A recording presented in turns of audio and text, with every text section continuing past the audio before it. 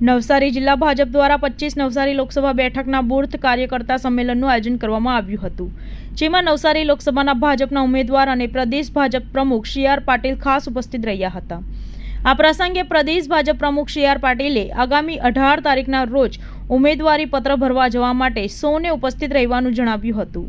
સાથે જ બૂથ કાર્યાલયને જણાવ્યું હતું કે ગત વિધાનસભાની ચૂંટણીમાં ગણદેવી વિધાનસભા બેઠક પર 22, જલાલપોર વિધાનસભા બેઠક પર 34 અને નવસારી વિધાનસભા બેઠક પર 32 બૂથોમાં માઇનસમાં રહ્યા છે, પણ લોકસભાની ચૂંટણીમાં એક પણ બૂથ માઇનસમાં રહેવું જોઈએ નહીં, જે માટેની કામગીરી આજથી શરૂ કરી દેવામાં હાંકલ કરી હતી।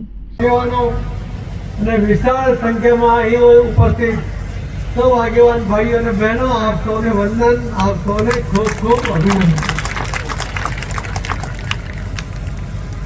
આજની આ મીટિંગ નું આયોજન ભૂરાભાઈએ કર્યું તો મેં કહ્યું કે નવસારી મારે આવવું પડશે। તમને પૂછ્યું છું, ઇલેક્શન સુધી આવવાની જરૂર છે? આરસીએ તો રજા આપી દીધી છે, પણ ફોર્મ ભરવા તો આવવું પડશે ને। 18મી તારીખે આપણે સવારે નવસારી 10 વાગે ભેગા થઈશું।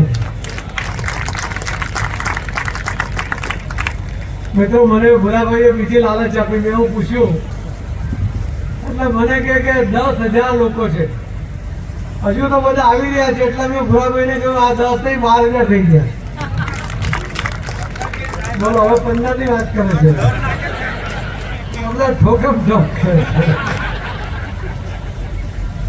પણ જે છે, હું લગભગ 22 લોકસભામાં અલગ અલગ બૂથ પ્રમુખો, 100 આગેવાનોની મીટિંગ કરી આવ્યો, પણ નવસારીના સોલે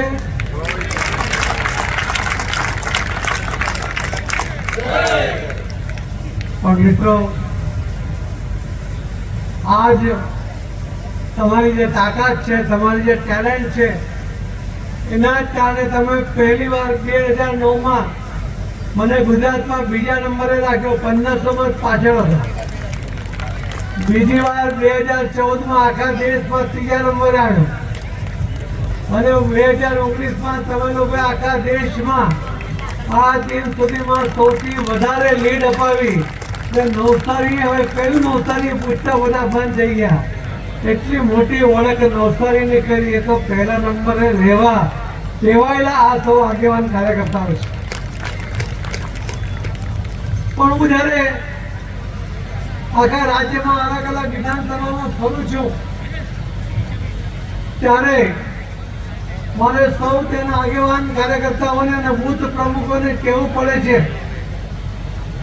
કે ગયા વખતે 2022ના ઇલેક્શનની અંદર જે સ્થિતિ હતી એમાં કેટલીક જગ્યાએ ભૂલ થઈ ગઈ। એના આજે આ મીટિંગની અંદર એના આંકડા, એની માહિતી આપવી એટલા માટે જરૂરી છે કે તમને પણ ખબર પડે કે નાની ભૂલ કેટલી ભારે પડતી હોય છે। આ પાર્ટીને 2022માં ગુજરાતમાં કુલ મળીને 40 લાખ મત મળ્યા, કોંગ્રેસ પાર્ટીને કુલ મળીને 80 લાખ મત મળ્યા, ભારતીય જનતા પાર્ટીને કુલ મળીને 1,68 લાખ મત મળ્યા। કોંગ્રેસ કરતા ડબલથી વધારે, 80 ની જગ્યાએ 88 લાખ વધારે। આપ સાથે જોઈએ તો 1,48 લાખ મત વધારે, અને છતાં ફક્ત 3,05,000 મત માટે આપણે 26 સીટ હારી ગયા। હું સૌ આગેવાન કાર્યકર્તાઓને કહું છું કે શીખવું હોય તો તમારે નવસારી લોકસભાના કાર્યકર્તાઓ એમની પાસેથી શીખવું।